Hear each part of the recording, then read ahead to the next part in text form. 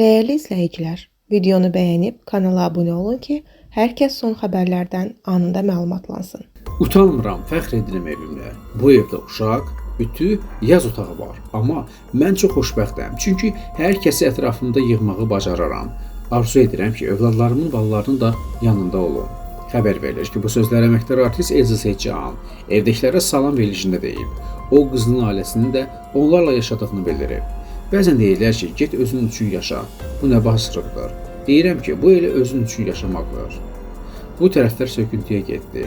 Amma bizim evin yanında yazdılar ki, dövlət tərəfindən qorunur. Nəvələrim divarları yazıb. Sonra o biri də oldu. Düşündüm ki, o da yazsın. Sonra aboyu dəyişərik. Kürəkənimə dedim ki, bu evi satıb başqa ev alaq. Dedi ki, Elza xanım, bu evi satmayın. Bura sizin muzeyinizdir. Bu köhnə tarixi küçədir. Amma indi nəvəm böyüyüb, artıq ayrı otaq istəyir. Oğlum isə qaynatası ilə birlikdə ayrı yaşayır.